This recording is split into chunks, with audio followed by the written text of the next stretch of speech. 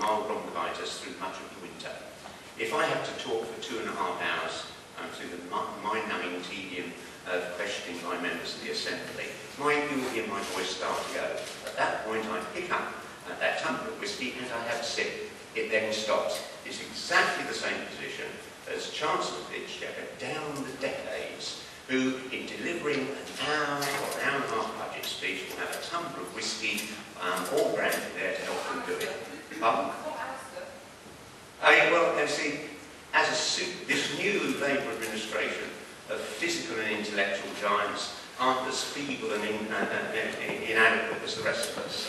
I'm inspired by them, but the only way I can get through talking for 2.5 hours with either a severe cough or bronchitis is to use alcohol as an anaesthetic. Yeah. Tick. Yeah.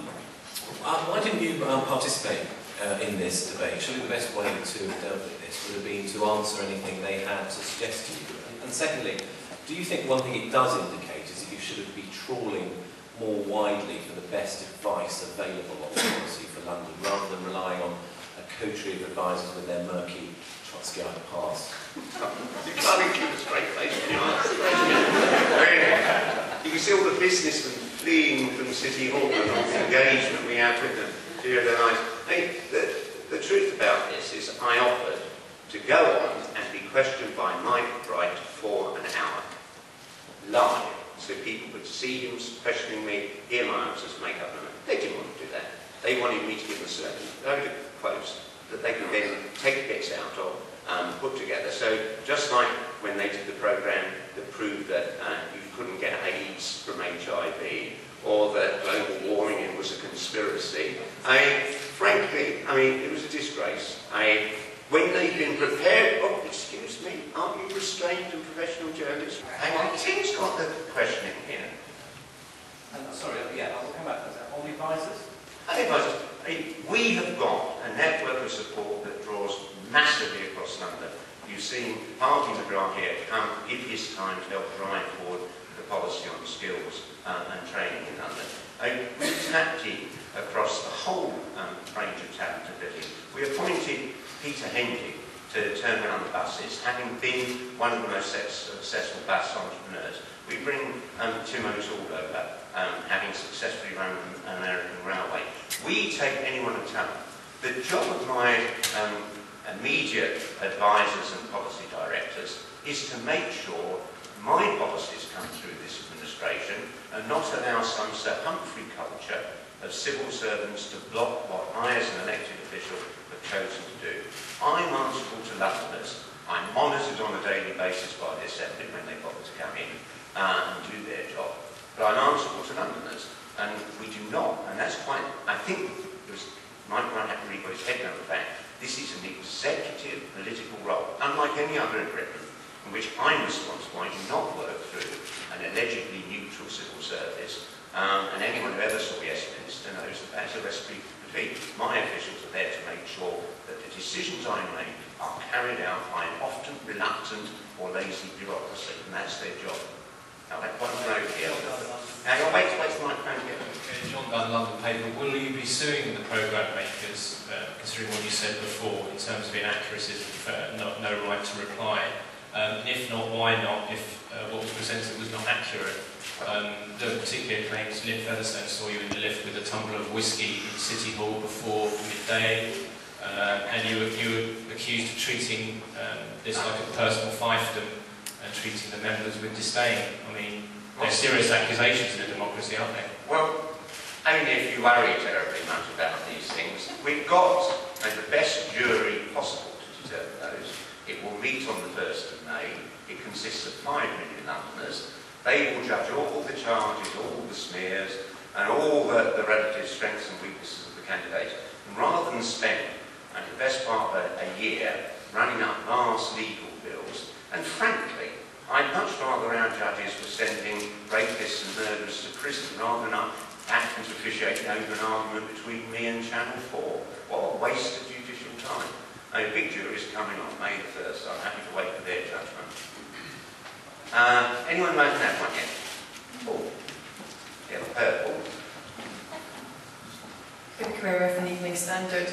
Going back to the GLA rules which you mentioned earlier, obviously they stipulate that any civil service employee, any GLA employee, isn't allowed to get involved in political campaigning on office time, but out with office hours, they, they are.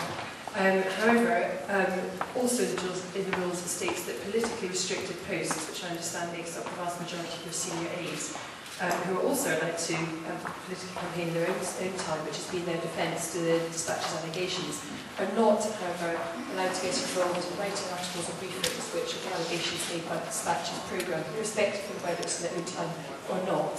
Even if you're turning around and saying that they didn't do this, the documents which are requesting them to write briefings and are...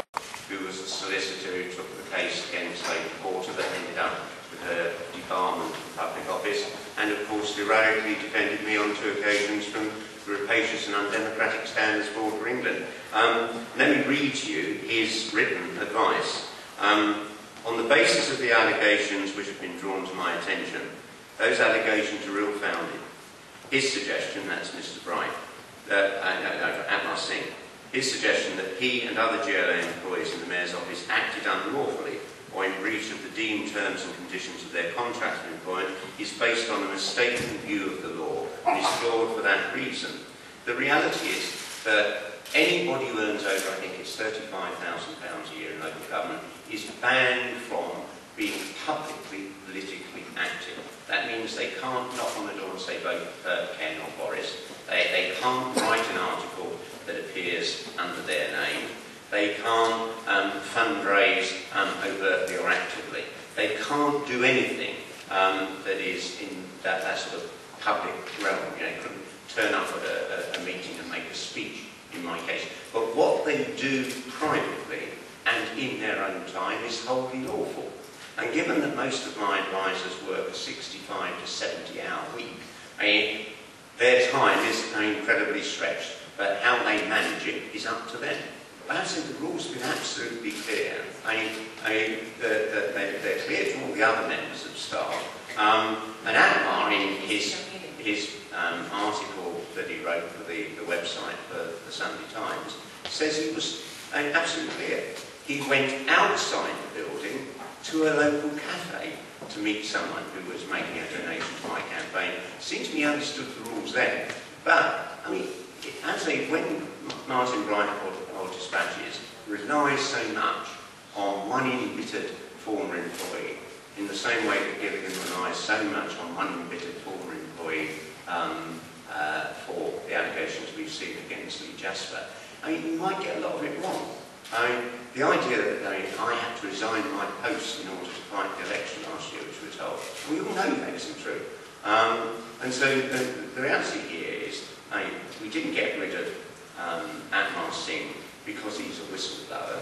We got rid of Atmar Singh because the counter-terrorism unit approached him and asked him to do something inside the GLA on their behalf because they believed it would make London safer. Not only didn't he act on that, he didn't notify anybody else that he hadn't acted on that.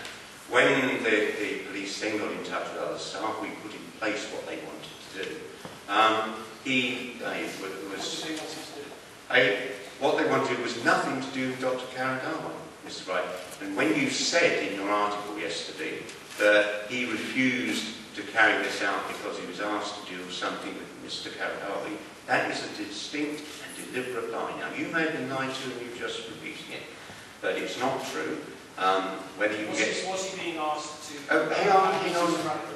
What is it about journalists when you criticise them? They start behaving like, you know, like loud-mouthed buffoons. Wait till your turn, you know. If I behave like that, someone can complain to the Standard Sport for England. You'll get your turn. I made it clear when I opened this, I don't think you were here, that we'll take all the questions from everybody. I'm asking the very charming lady from the Evening Standard at the moment. Were you happy? Well, I doubt if you're going to be happy with the answer. Is there anything you want to add as a question?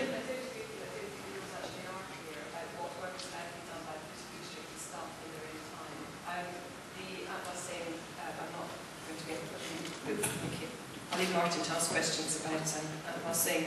But on a broader point, are you not concerned that the allegations that have been made by various